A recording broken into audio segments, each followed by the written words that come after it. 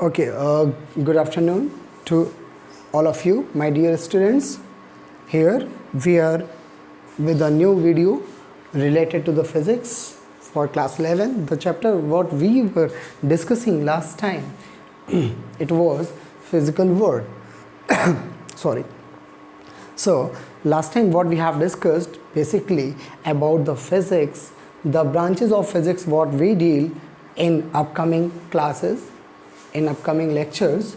So right now here the next topic what we are going to discuss today is the type of forces and the conservation laws. ये laws of conservation of different parameters.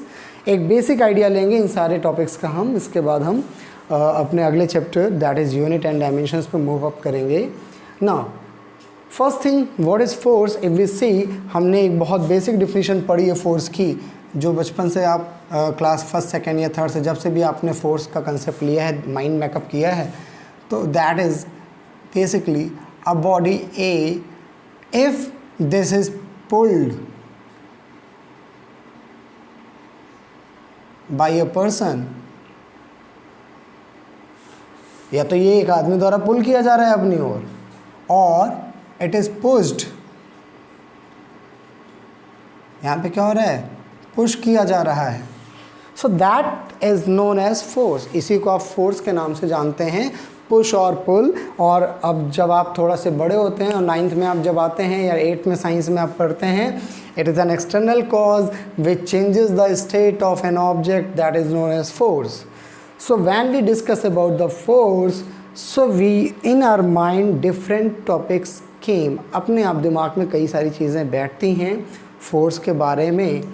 तो जैसे यहाँ पे पहला force जो हम देखते हैं, जो हमारे यूनिवर्स में बहुत कॉमन सा है, जो हम समझ सकते हैं, that is gravitational force. What is gravitational? Gravitational शब्द बना हुआ है ग्रेविटी से. ग्रेविटी क्या है? It's a property of any planet like we are at earth. The property of a planet to attract any object towards itself. किसी भी planet में एक प्रॉपर्टी है कि वो किसी भी ऑब्जेक्ट को अपनी ओर खींच लेता है, अपनी ओर अट्रैक्ट कर लेता है. इसे हम बोलते हैं gravitational force. For an example, if we put any a ball and if we throw a ball in vertical down upward direction, what happens?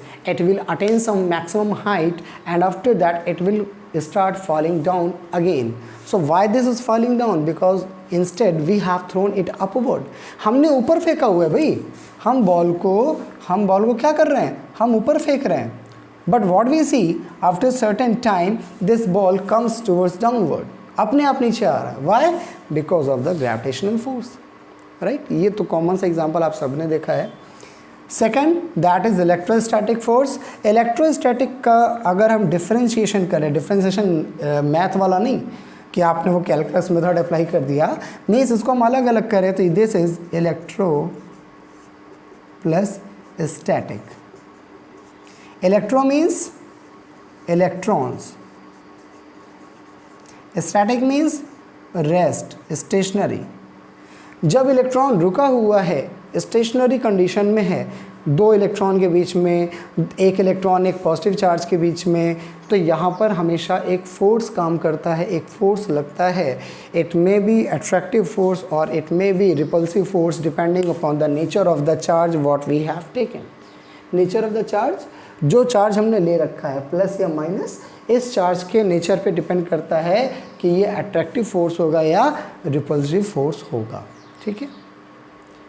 इसके बाद मैग्नेटिक फोर्स आता है, जिससे आप भली भांति परिचित हैं क्योंकि आप सब एक ऐसे एरा में हैं या पहले भी आप रहे होंगे, देखा होगा. हम कहीं से भी स्पीकर हमें निकल जाता है तो उसके मैग्नेट्स होते हैं, या आजकल मार्केट में मैग्नेट्स अच्छी डिज़ाइन में शेप में आते हैं. तो आप देखते होंगे कि आप व्हाट वी सी, समटाइम्स ये मैग्नेट आपस में एक दूसरे को अट्रैक्ट करते हैं, समटाइम ये रिपेल करते हैं. दैट मीन्स इनके बीच में एक फोर्स ऑफ अट्रैक्शन या फोर्स ऑफ रिपल्शन काम करता है. उसे हम बोलते हैं मैग्नेटिक फोर्स. या किसी एक मैग्नेट को रख लीजिए, उसके चारों ओर कुछ आयरन पार्टिकल्स रख लीजिए, तो व्हाट वी विल सी, वो जो आयरन पार्टिकल्स है वो ऑटोमेटिक कनेक्ट हो रहे हैं, गैदर हो रहे हैं, तो उसे आप क्या बोलेंगे? Magnetic force. इसके बाद हमारे पास आता है न्यूक्लियर फोर्स। न्यूक्लियर फोर्स हमारे पास दो तरीके से होते हैं, दो तरीके से हम इन्हें कैटेगराइज करते हैं, strong nuclear force and weak nuclear force. Strong nuclear force is considered as a force between inside the nucleus. Nucleus के अंदर अगर हम किसी भी एक एटम की बात करें तो आपको बेहतर पता है कि किसी भी एक एटम की अगर बात की जाए तो एटम का एक इनर सेंटर होता है जिसे हम बोलते हैं न्यूक्लियस।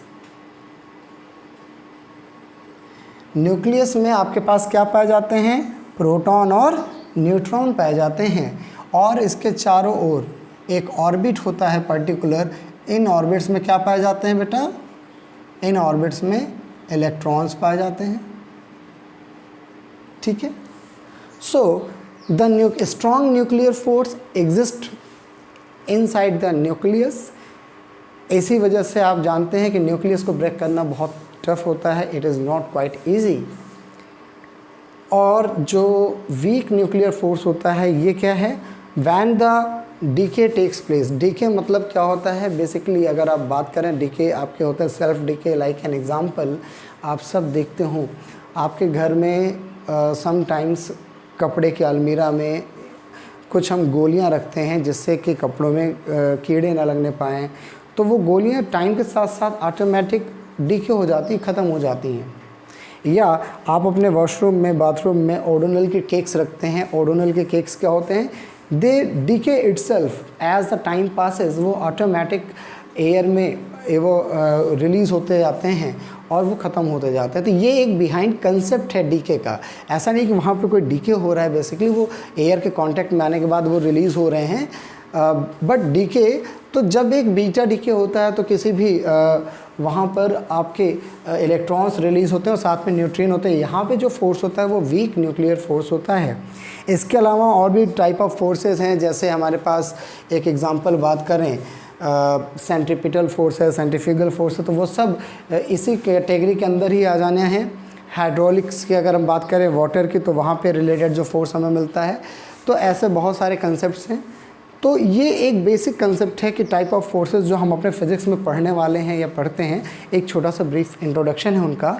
इसके बाद आता है लॉ ऑफ कंजर्वेशन। अब कंजर्वेशन किसका किसका हो सकता है, हम वो डिस्कस करते हैं यहाँ पर, छोटे छोटे दो तीन।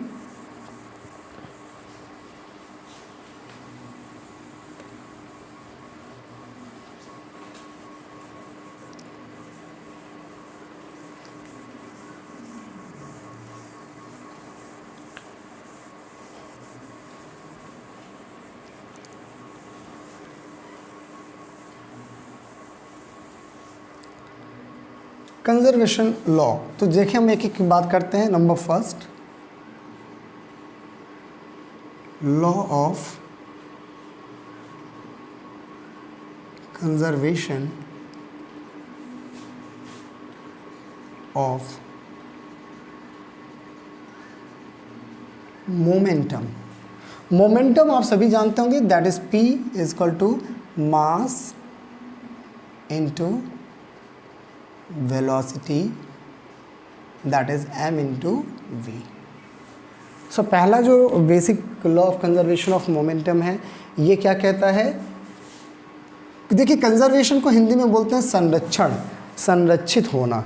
कोई भी चीज़ पहले जितनी थी अभी भी उतनी ही रहेगी, that is conservation, right. Like an example, conservation of momentum क्या कहता है, momentum of a system remains constant। Momentum किसी भी सिस्टम का कांस्टेंट रहता है। जैसे मैं एक एग्जांपल लूँ, suppose we have a body here A and another body is B। ये एक इनिशियल वेलोसिटी u2 से जा रहा है, ये एक इनिशियल वेलोसिटी u1 से जा रहा है, एक ही डायरेक्शन में, विद कंसीडर्ड दैट u1 की वैल्यू u2 से ज़्यादा है। इसका मास सपोज m1 है, इसका मास सपोज m2 है, this is m2।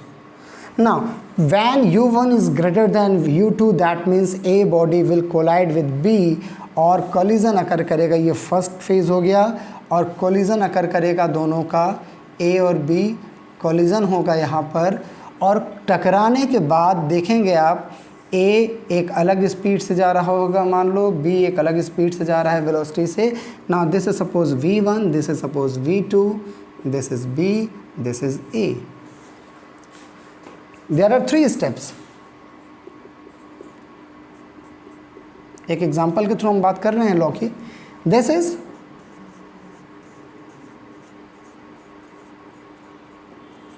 Before collision, this is at collision, this is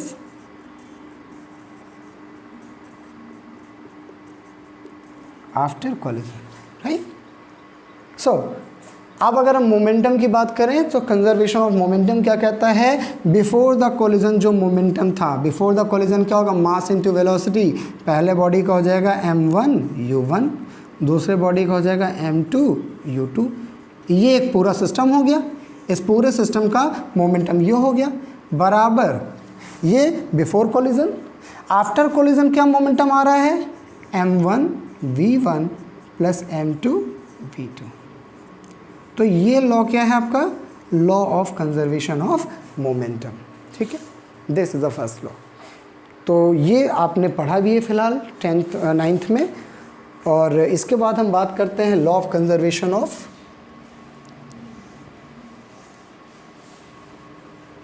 charge.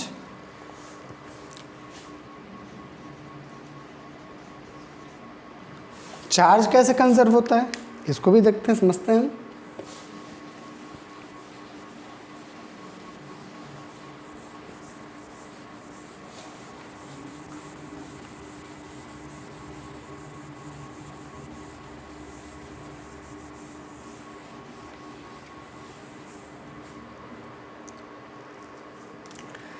Conservation of charge अभी हमने बात किया था, या आप देखें होता क्या है, चार्ज क्या है. पहली चीज़ तो मैं आपको बता दूं, आप an electric charge is a property of physical property of a matter which causes a experience of force when the object is kept in a electromagnetic force. किसी भी मैटर की प्रॉपर्टी है, चार्ज क्या है, एक फिजिकल प्रॉपर्टी है जो उस मैटर को अगर हम किसी इलेक्ट्रोमैग्नेटिक फील्ड में रखें तो उसके ऊपर एक फोर्स ऑफ अट्रैक्शन या फोर्स ऑफ रिपल्शन एक्सपीरियंस होता है. नाउ कंजर्वेशन ऑफ चार्ज कहता है, सपोज ए ये है आपके पास, बी आपके पास ये है. ठीक है, यहाँ पे चार्ज सपोज Q1 था इनिशियल, यहाँ पर चार्ज आपके पास Q2 था. ये फर्स्ट स्टेप. तो टोटल चार्ज कितना हो गया आपके पास, यहाँ पे टोटल चार्ज पूरे सिस्टम का हो जाएगा Q1 plus Q2, right. This is the first case.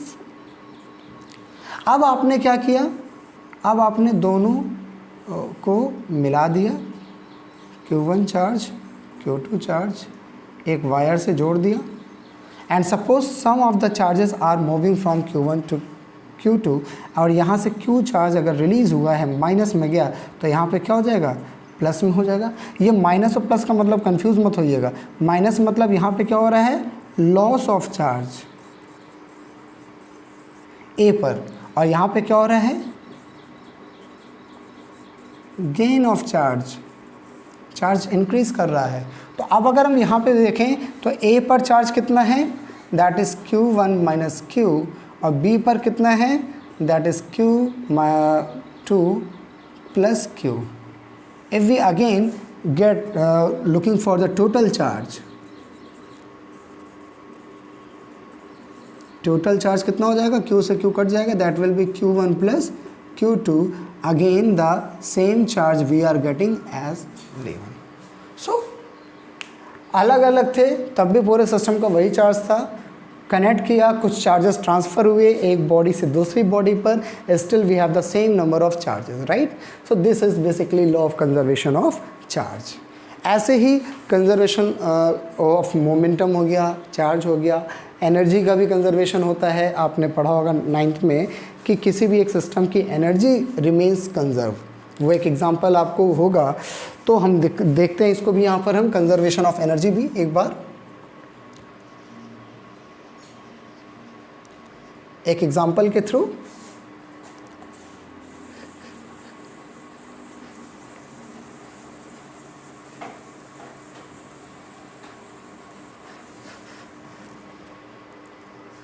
Like an example, we have this ball, it is falling freely on the ground. This is height h, suppose h height. This is the first case, A situation. Body attains falling and कुछ दूर आकर ये B point पर पहुंच जाती है, ये हो जाएगा h minus x, and the third जब वो बॉडी ग्राउंड पर आ जाती है। एक बहुत कॉमन सा एग्जांपल है, ये सब आप 9th में पढ़ चुके हैं, एंड मैं यहाँ पे केवल आपको शो करूँगा कि फर्स्ट पर केवल आपको जो मिलती है वो पोटेंशियल एनर्जी मिलती है। यहाँ पर आपको potential energy plus kinetic energy मिलती है, और यहाँ पर केवल काइनेटिक एनर्जी मिलती है। First case, second case and third case, right? And when we go for the numerical calculations, what we have seen कि इन तीनों की एनर्जी, अगर टोटल एनर्जी की बात की जाए, total energy that is kinetic energy plus potential energy, अगर हम ये कैलकुलेट करें, जो कि मैं आप मेरे वीडियोस पे आएँ तो क्लास 9 के लिए जो लेक्चर्स बने वहाँ पर आपको इनका पूरा डेरिवेशन दिखेगा। हम शॉर्ट में बात करते हैं कि टोटल एनर्जी जो है, kinetic energy plus potential energy, ये पहले केस में या दूसरे केस में या तीसरे केस में, ये तीनों जगह आप जब कैलकुलेट करेंगे तो आपको ये तीनों वैल्यूज़ एक जैसी मिलेंगी और तीनों जगह सेम वैल्यू मिलेगी। This is known as law of conservation of energy.